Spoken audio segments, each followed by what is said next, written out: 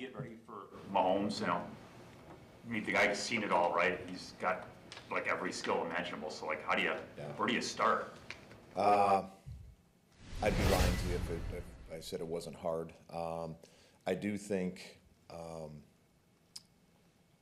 Sean Clifford's given us a great look this week as, as far as a guy that's, I think what makes Patrick so good, other than he's got insane arm talent. As you said, he's played a ton of football. You're not going to fool him. It's the things that he can do when everything breaks down. It's hard to create that on the practice field. You try. We try to create scramble opportunities when our guys don't know that when it's happening. And like I said, Clifford's done a good job of trying to create that for us this week. But it's hard because a lot of that stuff you might have from a passing game standpoint, you might have the initial route covered, but then it's when everything. I mean, they do such a great job where it sure looks like all five eligibles are completely coordinated and organized and know what he's doing when things break down and he creates. So it is hard. You got to talk about it. You got to preach it. You got to attempt to work on that in practice, but it's hard to create those specific looks. And he's one of the all-time greatest. He being Patrick at creating that and doing that. Matt has scramble rules for the offense, right? Are those pretty universal throughout the league? Does every offense kind of change that? And what are scramble rules for the defense? Well, I would say yes. I think every offense has when that does happen, when everything breaks down and the quarterback goes, I think offensive guys talk about going off schedule. Of course they have it, but I mean, you got to have a guy that is elusive enough to be able to buy time and stay alive without getting sacked. And then, I think the thing that makes him and them so different is the arm talent that he can, throw with such not only velocity but accuracy. And not only when he's naturally going to his right, but also, I mean, he's just as effective when he moves and goes to his left. It's incredibly unique, and he's special at it, no doubt. Joe, how does it change when a tight end is the dominant target in a passing game? It changes a lot just because I don't want to say it's easier to double or take away someone on the outside. It's just a little bit different, the closer you get to the core. You can work through all those things, but I mean, it's, the thing that it's really amazing to watch just the connection that those two have. I'm talking about 87 and 15. It truly is amazing how in sync they are. And it doesn't matter if they're playing zone coverage, if they're trying to play man on Kelce, or if they even have doubles on him. It's amazing the connection that the two of those guys have. It's frustrating to watch, there's no doubt. How do you strike the balance between defending Patrick Mahomes, who can make all throws, can push the ball, but they also have a lot of short area throws with guys who can pick up yards after the catch? How do you strike that balance between those two? Sure. Well, I think that that kind of leads into, I think adding Pacheco, number 10, to their offense, I think that has brought a complete different element, not only in the run game, but also in the intermediate and the short passing game, the screen game. And that's why I think the Chiefs are so good and they're so difficult to defend. It's not just one thing that you have to take away. They got, obviously the quarterback's a massive part. They have good young wideouts. They have obviously a Hall of Fame tight end. And then, as I mentioned, this back that they've kind of incorporated in the last 2 years brings a whole nother element that you have to worry about and defend. All this said, and the Chiefs have been showing it for a long time, so they're held to this different standard, but they haven't been at that standard the season 3 straight second halves. Yeah. Point. That's just not something they do. What have you seen there as far as why, I get it's a different standard for them, but why they haven't been at that place? Yeah, I don't know. I know Patrick's, in my opinion, playing at the level that he's always played. You know, I think it's not that they've ever, you know, even a few years ago, not that they were ever, you know, going to surprise people, but I mean, they're the defending world champs. I mean, people are, they're going to get everyone's absolute best every single week, which you would think that would be the case regardless. But they're not going to sneak up on anybody and surprise anybody. So, but honestly, I can't answer why. Why, I have no idea. But they're number 15 still pretty dang special. Joe, what has Jair shared with you about just what he's going through this year, trying to get back on the field? Well, you know, I'm never gonna. I'll always keep that, near and dear to me and him. But you're talking about a guy that is highly competitive, and arguably, the best at his craft at his position. So, he wants to be out there. It's been great. He's had 2 pretty good days, yesterday and today. So that it's exciting because as I've told you, when you're fortunate to have an elite great player, you obviously, we and him, want him out there, and he wants to be out there. So, we just take it day by day, and like I said, I think I've told you guys before, when you're talking about a player that's dealing with something, I know as a coach, he might have a great Wednesday. You just hope, okay, when he comes in Thursday, he still feels good. And we just take it day by day. Like I said, he had a good day yesterday, came in, felt good today, had a good day today. So hopefully that continues, and he has a great Friday tomorrow. Joe, by the percentages, you haven't been a real big pressure guy as far as sending a lot of guys, what have you. But it seemed like Thursday against the Lions, when you did, it was really effective. Like there's one in particular where you sent Quay up the middle. Yeah. It's very clear they were not ready for it or expecting it. Goff has to throw it away. How much of that is tendency based, and how much of that is you feeling it on game day?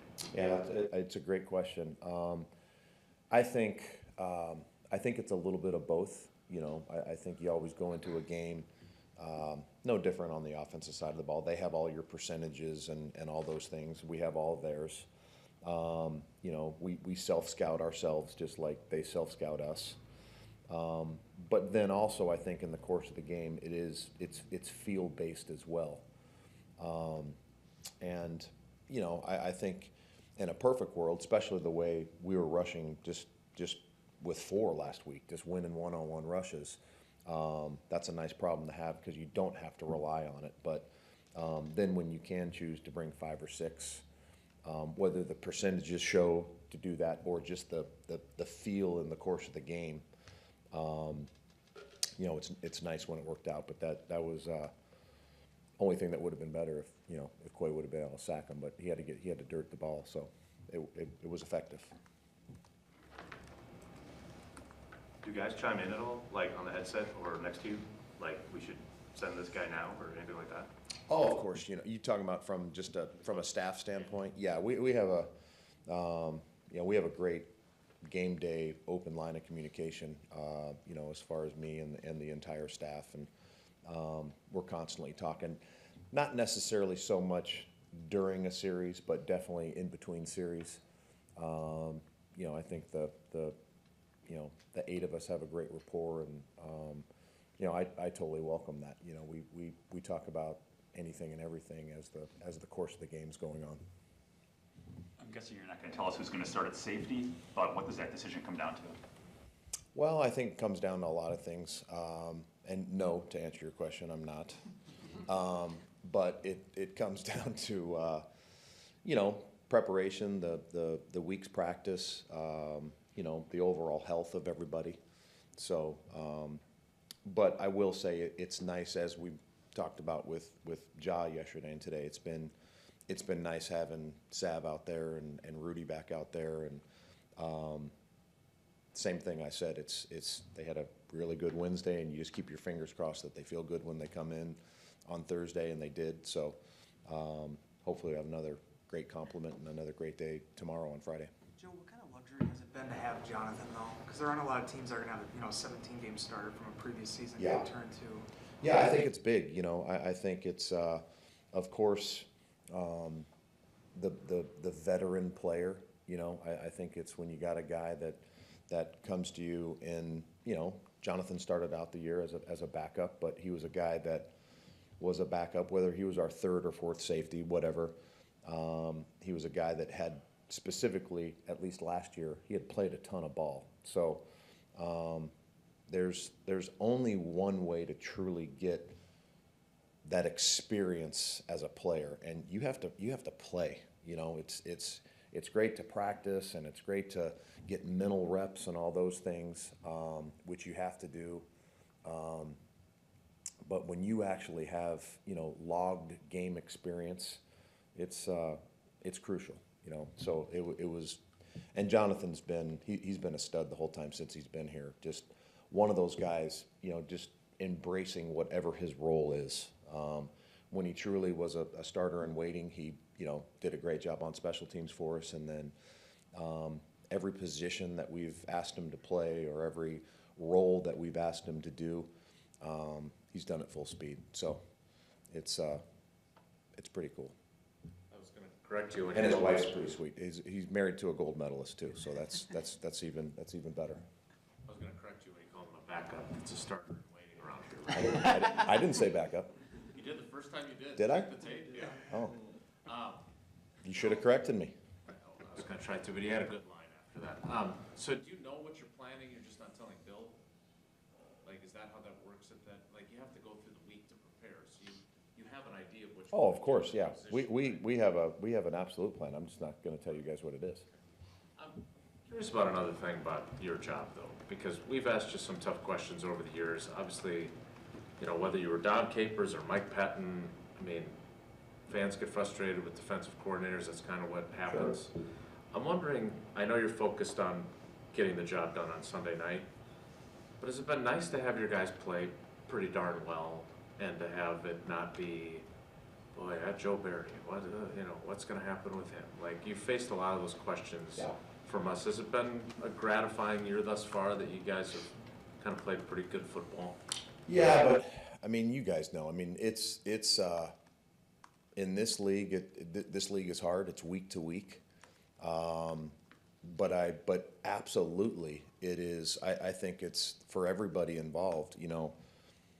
I've had this conversation with you guys before, and I've tried to paint the picture that everything goes into that 4-hour block on game day.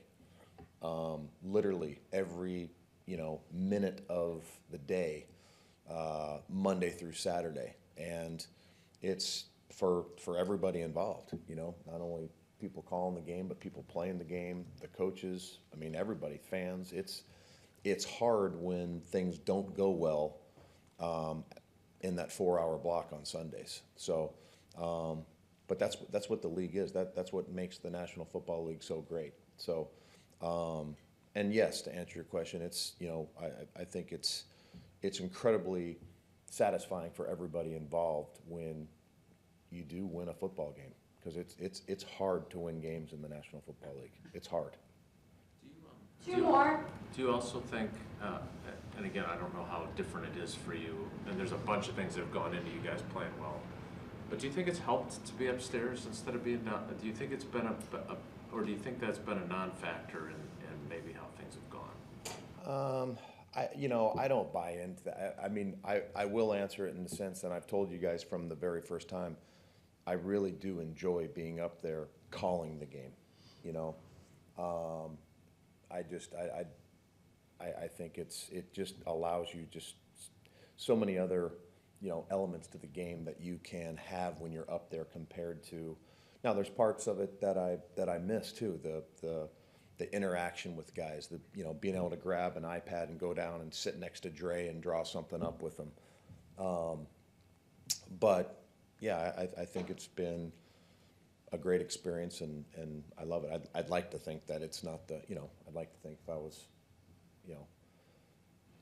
2021, we won 13 games and I was on the sidelines. So, but I really do. I have enjoyed being up there. It's a cool experience. Does Chris enjoy the camera angle? Yeah, I just always, I saw, what game was I watching? There was one game the other week. God, I think it was the Jets. It might have been Nathaniel, and it literally looked like the camera was right on his, and I was like, oh my God, I hope that's not, you know, can you like, you know, so, but yeah, it's all good. Hey, Joe, it's sort of been up to this point, a lost season for Eric Stokes. So what do you tell him to try to get out of these last 5 weeks? I know you're not gonna just throw him out in the field right away as a starter or anything like that, but what can Well, I mean, the good thing, he practiced, you know, yesterday and today, you know, so again, same thing. I always with, you know, it's been again, incredibly frustrating for us, but insanely frustrating for the kid because, you know, a player, they want to be out there. I mean, they want to be out there. That's just the way they're wired, you know. So I hope it's not a waste. You know, we still got you know some time, and you know, but I think it's also, you know, Eric's got to be able to kind of bank.